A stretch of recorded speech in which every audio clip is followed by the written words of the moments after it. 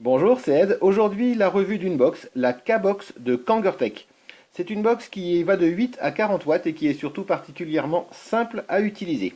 On va commencer par le contenu de la boîte, dans laquelle vous trouverez un mode d'emploi. Il est en anglais et en français. Enfin, en français traduit. Par exemple, pour tourner marche arrêt la batterie, pressez le bouton. Voilà, enfin du français vite fait, mais au moins c'est un petit peu en français. C'est pas bien grave. C'est une box qui est probablement la plus simple du marché à faire fonctionner. Cette box est réalisée en aluminium. Ça permet d'avoir une box à la fois légère et costaud. L'aluminium est vraiment épais. On le voit ici à travers les évents de la batterie. Elle existe en métallique, comme ici, et en noir. La finition est très bonne, pas de bord rugueux, les joints tombent bien, le bouton est agréable à utiliser, facile à appuyer, assez gros, et on sent bien le clic. Ici, le bouchon pour la batterie et le plot 510. Vous pouvez le voir, vraiment une très bonne finition et une box qui est très simple. Assez esthétique, en particulier ici les évents donc, au niveau du fût de la batterie qui permettent de voir la batterie au travers. La première bonne surprise de cette box, c'est son plot 510 qui est monté sur ressort. C'est très rare sur une box de ce prix-là. Et bah, c'est le bienvenu, c'est vraiment très pratique. Premier bon point pour cette box, donc le plot 510 ajustable sur ressort. On va monter dessus un subtank par exemple. Et on voit qu'on a un petit rebord ici. La partie atomiseur de la box fait 25 mm. Un subtank comme ici où la plupart des atomiseurs seront donc un petit peu plus petits que le diamètre de la box à ce niveau-là.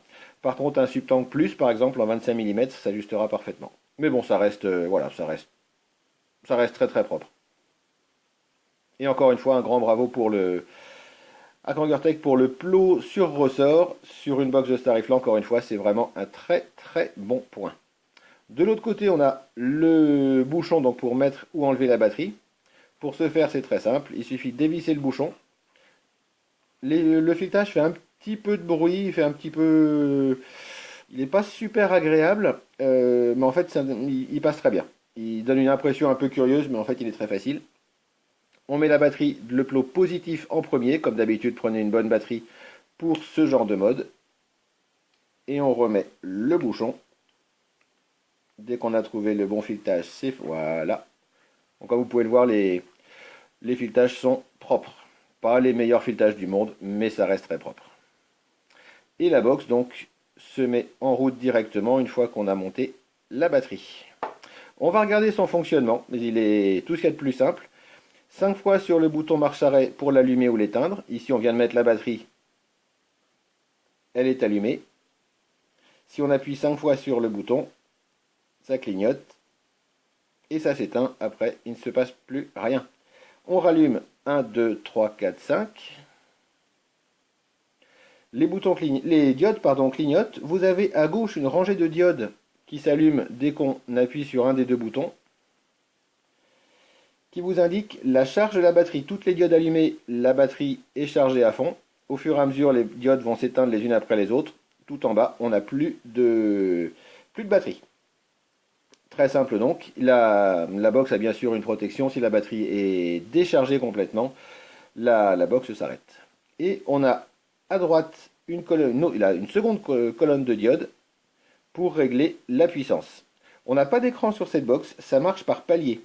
On a un premier palier à 8 watts. Si on appuie, on a 13 watts, 20 watts, 25, 30, 35, 40 et on revient au départ après. Donc le réglage de la puissance se fait simplement avec ce bouton en bas et par palier. La box accepte des résistances à partir de 0,4 ohms, ce qui est excellent.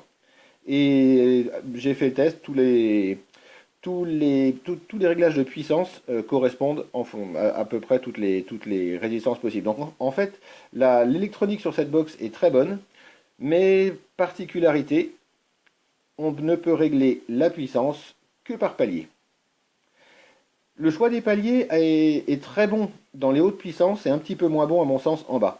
Le choix de 8, 13 et 20 watts, c'est des paliers qui sont un petit peu trop espacés si vous avez l'habitude de vaper entre 10 et 20 watts justement. Il n'est pas rare qu'on ait envie de vaper à 15, 17 watts. Sur cette box, on ne pourra pas. Et c'est une des lacunes de cette box. Par contre, entre 20, 25, 30, 35, 40 watts, là le palier les paliers sont en fait très pratiques. Si vous vapez avec des tanks Subohm par exemple, ou sur des drippers à des puissances entre 20 et 40 watts, bah, je trouve que finalement c'est plus pratique pour passer de 20 à 25 d'appuyer une fois sur un bouton que d'appuyer 25 fois sur le bouton d'une box à écran qui va monter dixième pardon, de watts par dixième de watts. En fin de compte, là, le réglage est super simple. Il suffit d'appuyer sur le bouton et de choisir.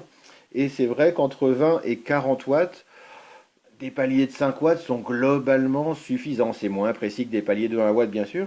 Mais en même temps, là, ça permet de régler très très rapidement et très simplement sa puissance. Et en fait, donc pour les puissances entre 20 et 40 watts, c'est un réglage que je trouve super pratique. Par contre, il l'est moins entre 8 et 20 watts.